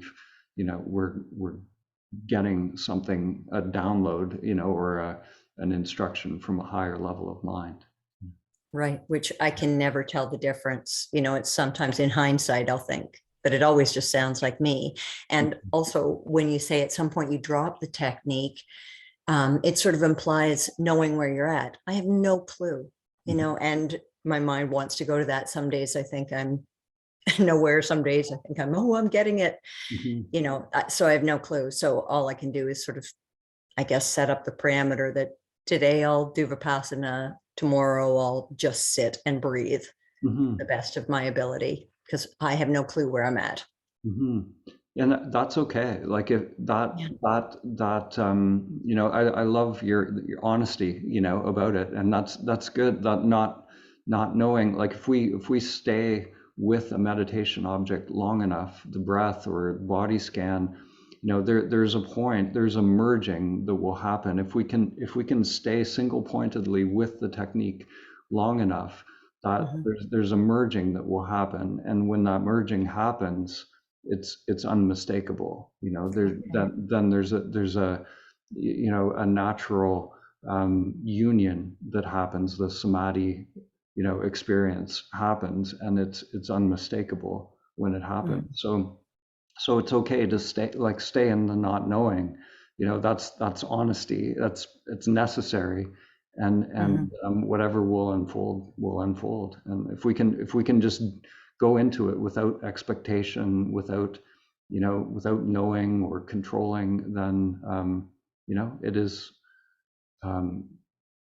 is a process of merging. So maybe that single pointedness, that continuous single pointedness with one thing, like Essen Goenka says, it's like digging a well. I love that analogy. You don't dig a little bit over here and a little bit over here, to dig a well. You pick your spot, and you go all the way with the technique. Okay. Thank you very much, and so nice to see you, Dan. Thank you. And you too, Alex, lovely seeing you. And Lila, I saw her for a minute, and Diane. It's really nice. Yeah, Thank you. It's great to see everyone. Yeah. Thanks. Thank you. Hi, Alex.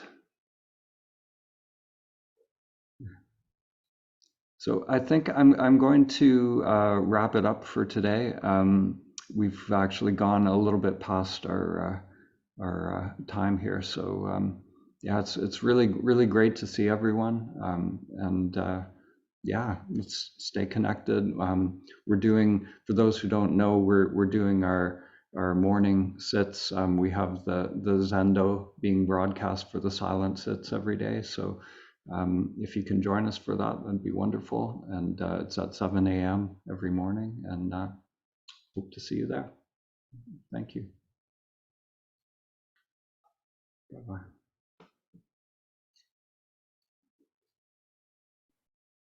Thank you so much, Dan.